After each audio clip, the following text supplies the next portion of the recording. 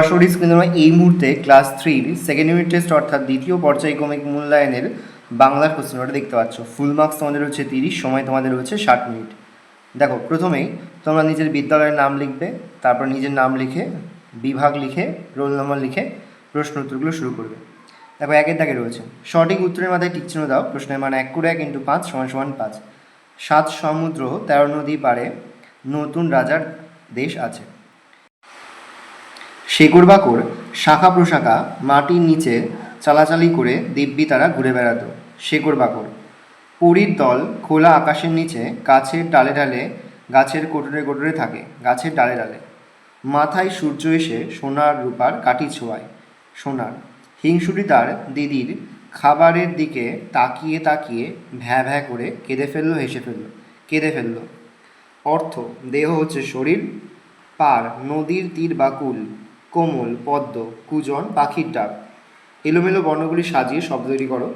প্রথমটা কিচিরমিচির, তারপরটা হচ্ছে তেপান্তর, তারপরটা শাখা প্রশাখা, তারপর হচ্ছে আচমকা।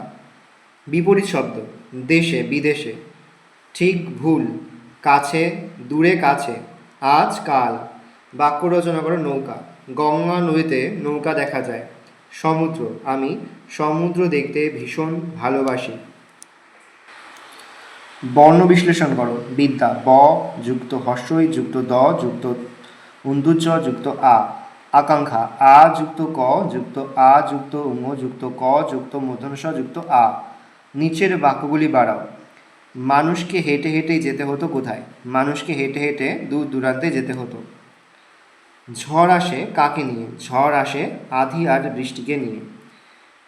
ফিরে আসতে সন্ধ্যা হয়ে যাবে কোথা থেকে? নতুন রাজার দেশ থেকে ফিরে আসতে সন্ধ্যা হয়ে যাবে।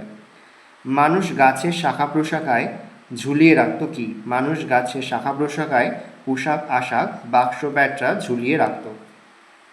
নেক্সট, 8 দাগে এক কথায় উত্তর দাও। লিপিদের বাড়ি কোথায়? এগরা লিপিদের বাড়ি। পর্যটন করেন যিনি তাকে কি বলে? পর্যটন করেন যিনি তাকে বলা হয় পর্যটক। বাবুই পাখিরা কোথায় বাসা বাঁধে? বাবুই পাখিরা তাল গাছে বাসা বাঁধল। হিংসুটির বয়স কত? হিংসুটির বয়স 7 বছর। রুবাইয়ের লেখার খাতা কে দিয়েছিলেন? রুবাইয়ের লেখার খাতা তার ছোট মামা দিয়েছিলেন।